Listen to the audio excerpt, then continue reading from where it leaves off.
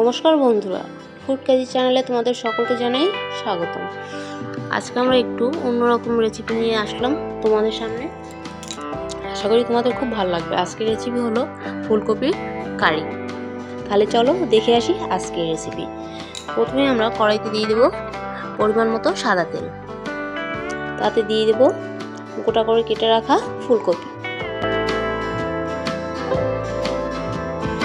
তাতে দিয়ে দেবো স্বাদ মতো লবণ, দিয়ে হালকাভাবে ভেজে নেব।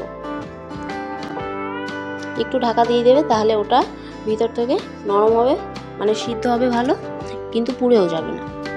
কালারটা একবারে ঠিকঠাক থাকবে। ভেজে নিয়েছি, এবার আমরা তুলে নেব।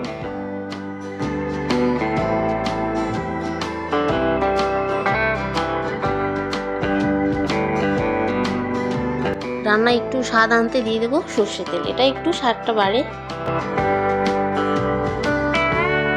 তেলের মধ্যে দিয়ে দেবো জিরে ফোড়ন, তেজপাতা, এলাচ, দারচিনি, দিয়ে একটু নাড়াচাড়া করে নেব। দিয়ে দেবো আদা বাটা, ধনে ও জিরে বাটা, দিয়ে দেবো কাঁচা লঙ্কা বাটা, দিয়ে ভালোভাবে নাড়াচাড়া করে নেব।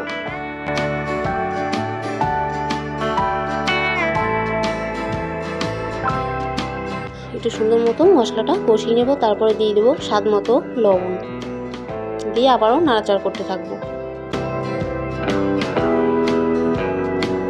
নাড়াচাড়া হয়ে গেলে দিয়ে দেবো ভাজা ফুলকপিগুলো।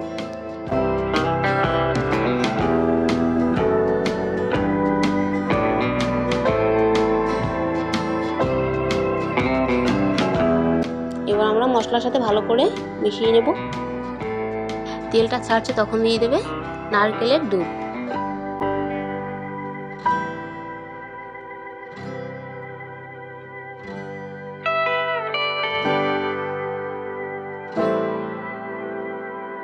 খুব সুন্দর একটা কালার এসেছে, দেখতেই পাচ্ছ। তারপরে দিয়ে দেবে মটরশুঁটি। মটরশুঁটিটা অপশনাল, না দিলেও চলবে।